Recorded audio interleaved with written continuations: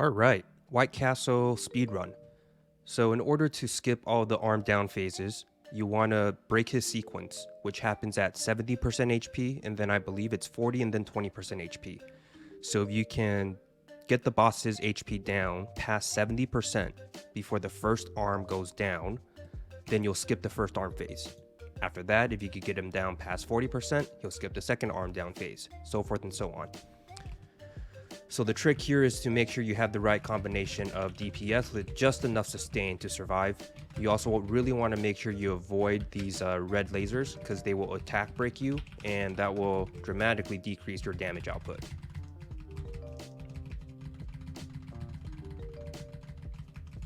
So we're getting close to 70%, and we've crossed that sequence break, and so you'll see that normally he would start to do his arm down, but he skips that. Now we need to break 40% in order to skip the next arm down phase.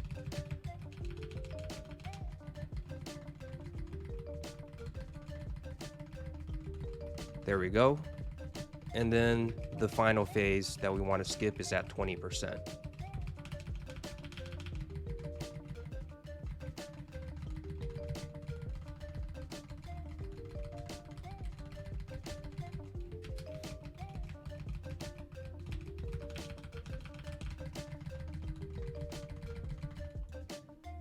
And it's simple as that.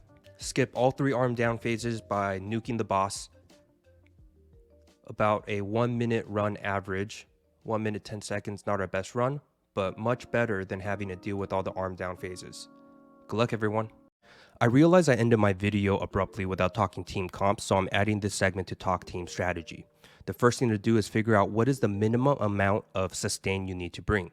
Because there is no arm down phase in a speed clear, you are avoiding the phase where the boss does the most damage. During arms down, he does damage as a percentage of all your units and summoners' total HP over time. Because you're avoiding that, you don't need that much sustain. On this team, we are only using 2 Bastets and their shields for our sustain. This Konamiya over here is not healing whatsoever. I only use this Konamiya for cooldown refresh to increase DPS. And so this 55k Bastet, this 60k Bastet is offering 100% of our sustain. After you figure out what is the minimum sustain to bring, you want to fill every other unit spot with your best DPS units.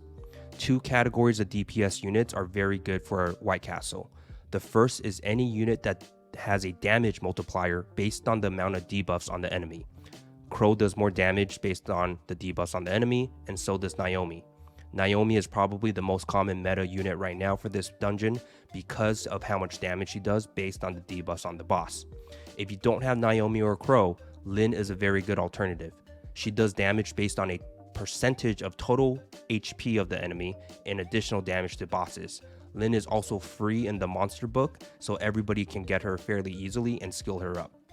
Dark Harpy here also plays an important role as a debuffer. Dark Harpy adds defense break and brand that not only increases the multiplier for Naomi and Crow, but also increases damage output of all other units.